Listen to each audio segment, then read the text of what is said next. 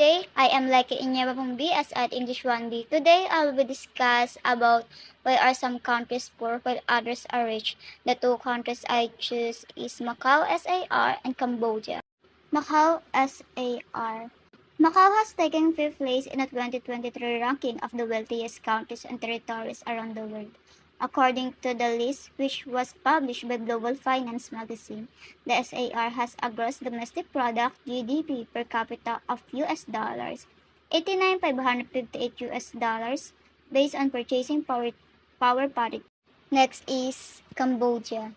Cambodia's troubled history exacerbated poverty and perpetuated economic inequities. Decades of destructive conflict, civil war, and economic, political, and social instability have contributed to the widespread poverty that currently exists in the country, especially among rural dwellers. Firstly, Macau SAR has thriving tourism and gambling industry, make it one of the world's biggest gambling hubs, attracting millions of visitors annually. This has significantly boosted its economy and generated substantial revenue for the region.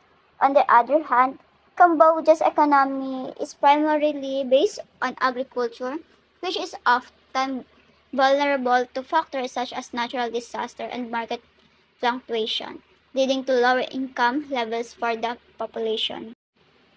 Additionally, Macau SAR benefits from unique status as a special administrative region of China, giving it access to valuable resources and support from the Chinese government. This has helped Macau SAR develop rapidly and create strong economy. In contrast, Cambodia has faced years of political instability and conflict, hindering its economic growth and leading to high levels of poverty.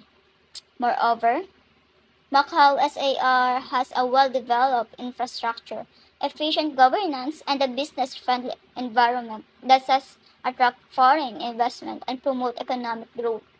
While Cambodia has struggled with corruption, inadequate infrastructure, and limited access to quality education and healthcare, which have all contributed to its economic challenges.